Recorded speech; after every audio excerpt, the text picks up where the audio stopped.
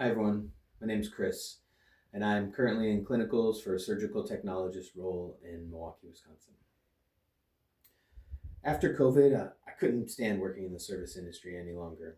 I had spent years honing my craft in fine dining establishments across the city. I was at a crossroads and needed to find another direction in my life. I eventually turned to the healthcare sector and researched roles, what I thought would be a good fit. I eventually settled on surgical services and the surgical technologist role. Now I'm pushing 50 and advancing in my new career. My wife had been a nurse almost the whole time we had been together. We had 4 kids over 10 years, and starting from an early age, we prioritized my wife's education over mine. This, along with childcare costs, made me gravitate towards the service industry. I could work nights after my wife had spent the day working, and she brought home the bennies while I made extra cash, way more than I would make in a regular 9 to 5. It worked for a long time. I eventually started working in better and better restaurants.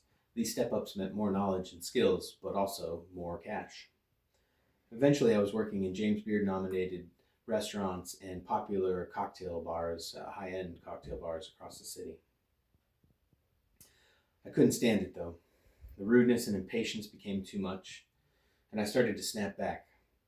After a couple years of COVID restrictions and people not keeping the lessons they learned, I couldn't hold my tongue and refused to let people be rude to me or my coworkers.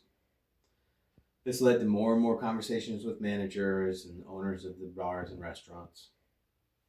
My track record and work ethic were the only things that saved me, but I knew I needed to change. I fell back to working in the kitchen. I thought moving away from face to face interactions with people would help, but it was only a temporary fix. And the lack of money that I was making in the new role really started to add up. I was miserable. I started researching healthcare jobs and saw that I could make more than what I made when I was working on the floor if I became a surgical technologist. My wife and I weren't speaking much at this time. We were arguing over bills and her school. I really had to take stock of my life. Should I swallow my pride and go back to bartending for the quick cash? Persevere with the low pay while I was learning a new skill in the kitchen? Instead, I signed myself up for a sterile processing course through Herzing and started putting my resume out there. Sterile processing is an entry-level position in surgical services. You clean, inspect, package, and sterilize surgical instruments and equipment. It took me 4 months to land a job. I applied to all the large hospitals and even got as far as being ghosted by one organization that shall not be named. This was a blessing in disguise. The department at the rival hospital became notorious for substandard work and dirty instruments. But I caught on quickly, and attention to detail that I had gained working in high pressure environments really helped me progress. Going to school to get certified in my new role also was very helpful. It took a few months for my classes to catch up to the job and to be relevant to the new things in my new position.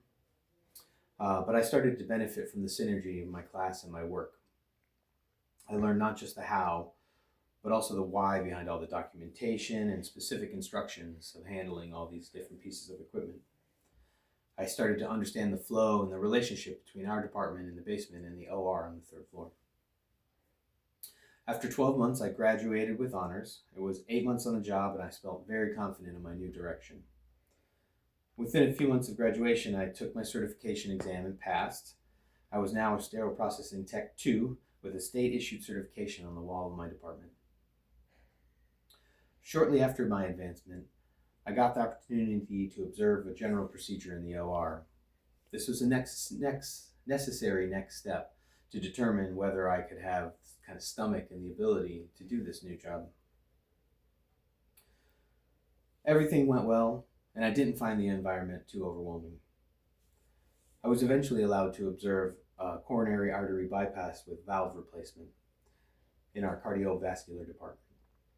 That was an amazing experience, and then I knew for sure I had picked the right path for me.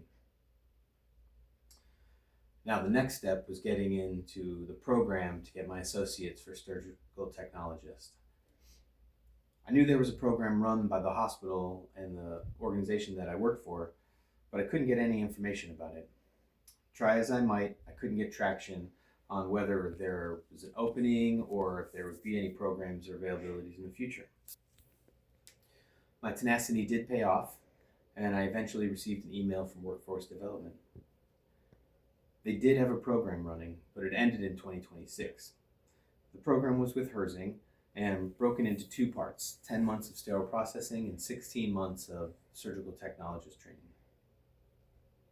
Once I told them I already had credits in the sterile processing degree, they rolled up their sleeves and found a way to insert me into the middle of this program so that I could learn the surgical technologist portion.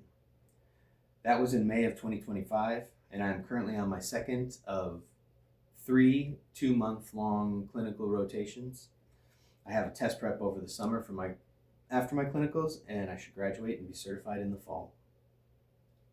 And now, at this time, I'm happily divorced, living in a new condo and pursuing a career I wish I had done 20 years ago. I've developed a new set of skills, grounded in my personal growth and work ethic across multiple industries.